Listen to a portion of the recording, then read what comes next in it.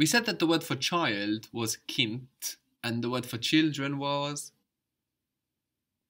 Kinder. Kinder. So we're adding this ER to get the plural, and also that D is softening again, becoming like a D again rather than a T, because it's not at the end of the syllable anymore. It's starting a new syllable, Kinder, rather than Kind.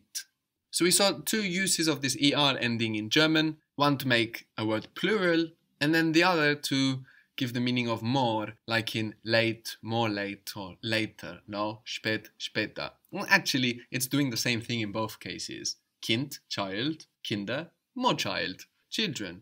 Spät, late, später, more late, later. Another way of making nouns plural is by adding an E.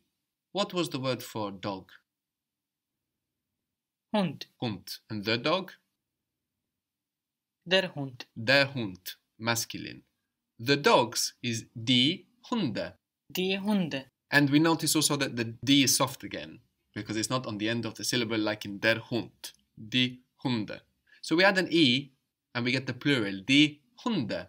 Plural nouns, whatever gender they were in the beginning, they are all going to take die, just like sie means they, irrespective of gender. So this die doesn't mean that Hund is becoming feminine. No, this is the plural die. Die Hunde, the dogs. How would you say my dogs? Meine Hunde. Meine Hunde. So again, this meine is for plural. How would you say my dog is here? Mein Hund ist hier. Good. Mein Hund ist hier. My dogs are here. Meine Hunde sind hier. Good, but Hunde? Hunde. Hunde. Good, because now the D is starting a syllable. Hunde. Meine Hunde sind hier. So sometimes you'll come across a word in German and you won't know if it's feminine or plural. Because of course we've seen how this E on the end can be both feminine, as in die Bluse, and plural, as in die Hunde. So you will have to look at the context around the word and figure out for yourself whether you are looking at a plural noun or a feminine noun. For example, cat is Katze, Katze. Katze. K-A-T-Z-E, cat, Katze. Katze. So die Katze, if you were to come across die Katze, as far as you know, could be the cats or the cat. It could be the cats or it could be the cat as a feminine word. If you don't know the word, you're not going to know that when you come across it. So you want to look around at the context to figure out whether you are looking at a feminine word or a plural. Or if you learn the word from a dictionary, for example, you want to learn it as a singular word and with the gender. Learn it with the word for the in the singular. This way, when you have to use the noun, when you have to do something with it, you're not asking yourself for the first time, oh, what gender is this word? So die Katze is a singular word and it's feminine. So we saw the ER plural that often we'll have to add an umlaut for. For example, the word is das Wort. Das Wort. W-O-R-T. And we make this word plural with the ER ending. We said that for many neuter short words of one syllable, this will be our plural ending. So we see das Wort, this is neuter, little short word, we can suspect that it will become plural with ER. How might that sound? The words. This is actually spelt with a T, so you won't soften it. Die Wörter. When you add that ER onto Wort, the O takes an umlaut. So to find the sound, what word do we look at in English to find the sound of the O with the two dots over it?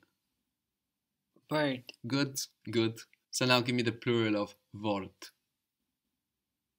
Die Wörter. Die Wörter. It's actually the same vowel not only as what we have in bird, but also as what we have in word in English. And this will happen often. You will find some version of the German word that really sounds like the English one, and then we will understand where the English sounding word might have come from, what version of German it might come from. Word sounds like Wörter, the same vowel, word, bird, Wörter.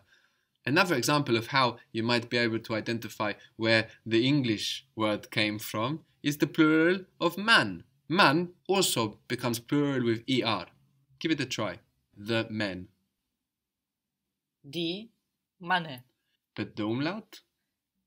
Männer. Die Männer. Good. You added those two dots on the A and you got die Männer, which of course sounds much more like men. No? In English we have man and men. And then we can think, oh, okay, maybe that's where men came from. You will find many connections like this in German, and it will really aid your memory. So we've seen the ER plural. We also saw the E plural. We had Hund for dog, and dogs is Hunde. Hunde. The addition of this E can also add an umlaut. So for example, the hand is die Hand. Die Hand. The hands. Die Hände. Good. Die Hände. We add the umlaut here. Die Wurst. Can you guess what that means? Die Wurst. The sausage. Yes, if you think of how it's spelled, you have a W. W-U-R-S-T. No, die Wurst. And when we make this plural with an E, it will also add an umlaut. So how would this sound? Würste. Good. Die Würste. The ambiguity that we mentioned of having the E for feminine and the E for plural will often be cleared up for you by this umlaut. So if you find Würste somewhere and you're not sure by the context whether it's feminine or whether it's plural, that umlaut there, those two dots above the vowel, can make you suspect at least that it's plural. So we've seen how the addition of E can also occasion the addition of an umlaut, and we need to bear that in mind, listen out for it, and also know that it doesn't always happen. For example, the year is das Jahr, that's spelled J-A-H-R, and that H just stretches out that vowel, das Jahr. The years, we will add an E to get this plural, but we won't add an umlaut. So how would that sound, the years? J-A-A-H. No, just work on the sound. Jahr. Die Jahre. Die Jahre. So we won't always add an umlaut. You will notice patterns and we will mention them about when you do and when you don't, but mostly it's a thing about listening and noticing when you hear it happen. You might also have noticed that E is not very fussy about the gender of the word it's used for. We said that ER is usually with short neuter words, but E we've just seen with das Jahr, so das Jahr is neuter, then with die Wurst, which is feminine, also die Hand, also feminine, and der Hund, masculine, becoming die Hunde. So the E plural ending is not very fussy about what gender it goes with. Another important way of making plurals in German is by adding en, or just n, if we are already finishing with a vowel sound.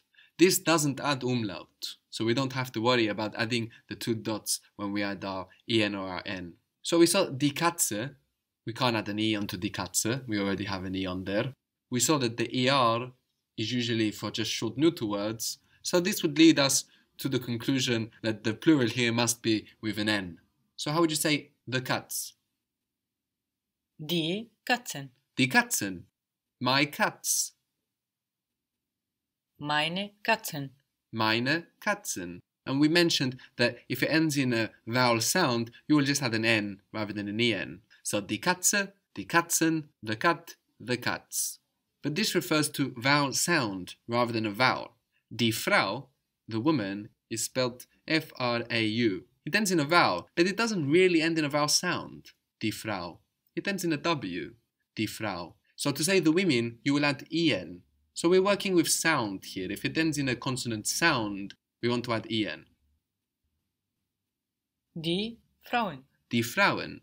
The word for neighbor was Nachbar. Der Nachbar. This is spelled N-A-C-H-B-A-R. It ends in a consonant. It doesn't sound like a consonant though. It sounds like an A, no? Nachbar. So in this case, you will just add an N, as if you were adding it on to a vowel. The neighbors. Die Nachbarn. Die Nachbarn. So, Katzen, cats, Frauen, women, Nachbarn, neighbors, might look like verbs, no? Ending there in en or n. German has a way to get around this in the writing. In spoken language, we tend to worry about ambiguity much less. We have much more context in spoken language. But in the written language, German tries to avoid any ambiguity that might arise here by writing nouns in capitals. Nouns are capitalized in German.